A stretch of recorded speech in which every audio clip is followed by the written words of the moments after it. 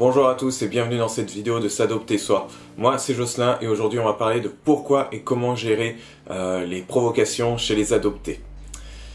C'est un article que j'avais fait sur le blog qui est vachement plus détaillé que cette vidéo que je vais vous faire là maintenant. Je plonge sans structure, je vous explique. Alors, je me rappelle que j'avais commencé par pourquoi gérer les provocations de l'enfant adopté. Je vais commencer directement, c'est pour consolider, vraiment pour confirmer les croyances qu'il a sur le fait qu'il a été abandonné. Si l'enfant a été abandonné, pour lui, c'est parce qu'il avait un problème. C'est parce que sa mère biologique a vu un problème chez lui, quelque chose qui n'allait pas. Donc, un enfant, vous savez, quand il est dans la construction de l'ego, du moi, dans les premières années, il prend tout en sa responsabilité.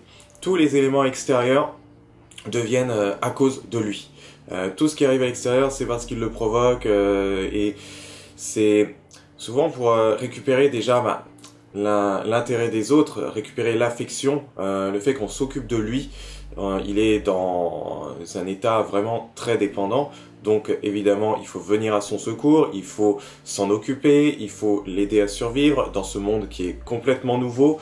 Et là, un enfant adopté aura tendance à vouloir confirmer ces vieilles croyances-là, qui sont des croyances de la blessure primitive suite au traumatisme de la séparation. Et comment il fera? C'est simplement en vous provoquant. Donc des enfants adoptés auront parfois des moments de crise, ils feront... Enfin, pas dans le très jeune âge, parce que dans le jeune âge, ils auront plus tendance à vouloir éviter d'être rejetés, d'être abandonnés. Du coup, pour ça, ils vont s'attacher à leurs parents, ils vont faire soit un attachement anxieux, donc c'est-à-dire ils vont être très très proches de leurs parents, vouloir même avoir ce souhait d'être génétiquement d'eux. Mais comme ils savent qu'ils se racontent des histoires, dans le fond, eh bien, ils vont vraiment être dans l'imitation. Il y aura des adoptés dociles. Souvent, l'enfant, on remarque ça à peu près chez tous les types d'enfants. On a des enfants plutôt calmes jusqu'à l'âge de 10 ans. Quoique, il y en a qui sont dans l'attachement anxieux, ils sont insécures, donc du coup, ils sont très expressifs. Mais disons, il y a un changement de comportement, d'attitude à partir de l'âge de 10-12 ans, enfin quand arrive l'adolescence. Quand vous arrivez vers l'adolescence, là c'est une période beaucoup plus houleuse, surtout chez les adoptés parce que c'est la période de conflit identitaire. Après, l'adopté va soit l'exprimer ou le garder pour lui. Il y a des adolescents adoptés qui sont très calmes, qui sont aussi dans l'artistique, qui dessinent, qui font de la musique, qui font une activité à côté, du sport, parce qu'ils ont besoin justement d'exprimer la violence des émotions qu'ils ressentent. Ils ne savent pas d'où ça vient, ils ne savent pas vraiment comment les gérer, et certains se persuadent même que tout le monde ressent les mêmes choses. Donc voilà, il faut bien qu'ils trouvent un moyen. Et il y en a d'autres, ils trouveront pas vraiment de moyens extérieurs, ils n'ont pas vraiment, pas forcément envie de développer leur fibre artistique ou alors leur esprit sportif et se laisseront aller à des trucs beaucoup plus simples comme drogue, sortie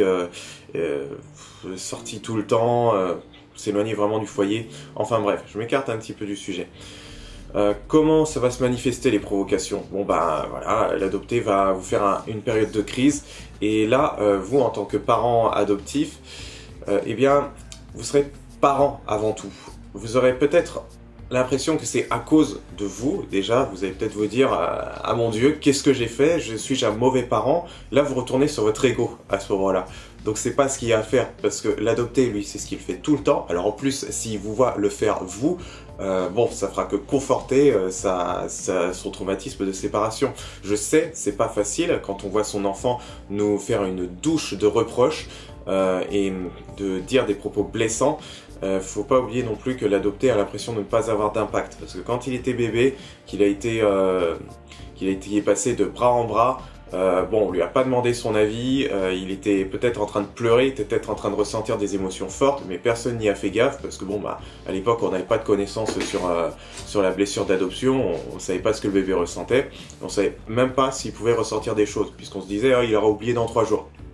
Ce qui est totalement faux puisque ça reste gravé en mémoire implicite, ça reste gravé dans la mémoire émotionnelle et donc dans l'inconscient. Après, ça se manifeste plus tard dans les années suivantes. Donc ça se manifeste après en phase de disputes violentes face aux parents et les parents sont souvent chamboulés parce que ils expriment la violence intérieure. Si vous pouvez métaphoriser par exemple leurs propos ou alors un enfant qui vous vole quelque chose, c'est un enfant à qui qui a le sentiment d'avoir été volé, peut-être. On remarque souvent ça chez beaucoup d'enfants. Il y a des enfants qui font des bêtises pour attirer l'attention de leurs parents parce qu'ils sentent qu'on les oublie d'une certaine manière. Et puis, quand le parent est en train de les gronder, c'est aussi pour leur montrer que le parent tient à eux. Et le parent tient à son enfant et a envie de l'aider dans la vie. Donc, il y a aussi de ça.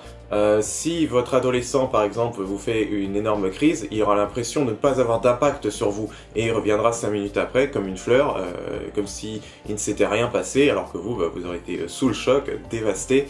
Et là, en fait, en tant que parent, vous êtes responsable. Donc vous ne devez pas céder aux provocations. Qu'est-ce que j'entends par céder aux provocations? J'entends le fait de réagir par l'ego, c'est-à-dire de rentrer dans l'adversité, de rentrer vraiment dans la castagne, dans le clash.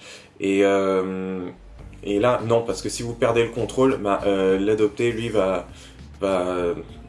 se dire, ouais, d'accord, moi aussi j'ai le droit de perdre le contrôle, donc j'ai bien fait, et en plus, ça confirme bien ma blessure, enfin, il le dira pas comme ça dans sa tête, mais son inconscient va recevoir le message comme ça. Ça confirme le fait que mes parents peuvent me trouver pas aimable du tout, peuvent me trouver détestable, que je suis nul, que je suis une mauvaise personne. Et voilà. Donc je sais que c'est dur, mais en tant que parent, vous êtes le responsable. Puis une famille, c'est pas simplement concrétiser un fantasme d'aboutissement. Être une famille, c'est aussi faire des sacrifices. On sait qu'on va avancer à plusieurs dans la vie et un enfant a besoin de l'attention et de la présence de ses parents. Donc voilà, il faut être présent et il faut être attentif. Pour être attentif, il faut avoir fait un petit travail au niveau de sa psychologie également, au niveau de son ego, pour pas justement en foutre plein la figure à son enfant. Mais ça, je le dis à toutes les familles par contre. Alors, 4 façons de réagir au test, parce que c'est quand l'enfant adopté vous provoque, ce sont des phases de test, c'est pour vous mettre à l'épreuve, parce que dans sa croyance, il est persuadé qu'il n'y a pas d'amour inconditionnel, ça n'existe pas, puisque l'amour inconditionnel était à la base réservé pour sa mère biologique qui l'a abandonné dans sa tête. Donc si l'amour de notre vie nous abandonne, quel amour restera dans notre vie? On ne sait pas. C'est presque impossible dans l'inconscient. Donc première façon de réagir face à un test, déjà l'empathie. C'est de vous dire que ce n'est pas à cause de vous que l'enfant est violent comme ça, c'est à cause de sa blessure, de son traumatisme. Il ne fait que l'exprimer. Et vous pouvez comprendre que si vous avez un minimum d'empathie, tout le monde en a un petit peu, au niveau de la blessure d'abandon, quelle douleur c'est. Alors après, comme lui c'est inconscient, il ne sait même pas... il pointe, si vous voulez, il projette son émotion sur l'autre. Donc voilà, ça c'est déjà un premier truc. Deuxième façon de réagir face au test, ne pas lui faire croire ce qui est impossible. Ce qui est impossible, alors l'amour inconditionnel, ça, oui, c'est possible avec grand oui, mais inconditionnel, non, mais impossible, c'est c'est le faire refléter que vous vous occuperez de lui tout le temps. L'adopté sera tenté d'avoir ce soutien-là, cet appui de vous, mais il faut qu'il comprenne que c'est une béquille et que vous n'êtes pas là pour l'assister. Vous l'aiderez quand ce sera nécessaire, mais c'est à lui de travailler sur ses problèmes, c'est à lui de faire son chemin de vie, ses avancées petit à petit, et parce qu'il doit se voir comme un homme, comme un indépendant, et pas comme comment dire, quand on est bébé, on est vulnérable, dépendant des autres, parce on est abandonné, et là, quand on est adulte, on est indépendant. C'est la différence à faire, la différence entre indépendant et abandonné. Troisième façon de réagir, c'est que vous l'aimerez, quoi qu'il arrive, pour ce qu'il est, et pas forcément pour ce qu'il fait. C'est peut-être assez compliqué à comprendre, mais il faut faire la différence entre la personnalité et le comportement. Il doit savoir que vous êtes son parent et que vous l'aimez d'une manière inconditionnelle, même si parfois vous en avez marre si c'est un adolescent difficile ou un adulte difficile, mais voilà, ça reste votre enfant et il n'a pas à craindre ça.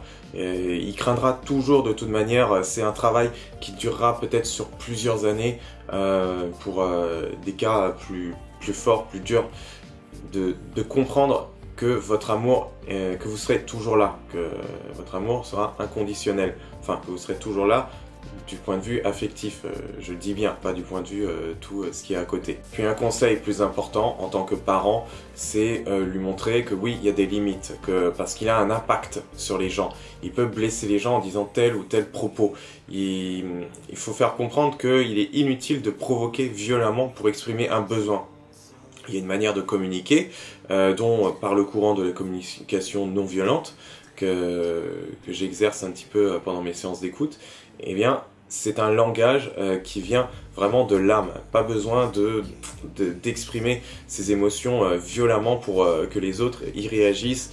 On a tous des besoins qui sont non satisfaits. Et là, il s'agit d'apprendre à s'exprimer, mais aussi de se mettre à nu, ce qui n'est pas évident. Les limites servent à ça, elles ne servent pas à s'opposer, elles servent à justement s'entendre entre nous tous, surtout dans la communauté qu'est la famille. Bref, je pense que vous avez bien compris l'esprit de la vidéo. Je vous invite à aller sur le lien de l'article qui est en dessous de cette vidéo ou au-dessus, ça dépend sur quel réseau vous la regardez. Et à vous abonner, liker la vidéo si vous avez aimé, commenter si vous avez des choses à dire. Il y a des points que j'ai sûrement pas eu le temps d'aborder là-dedans. Je vous remercie d'avoir regardé jusqu'au bout, je vous laisse interagir et je vous dis à la prochaine.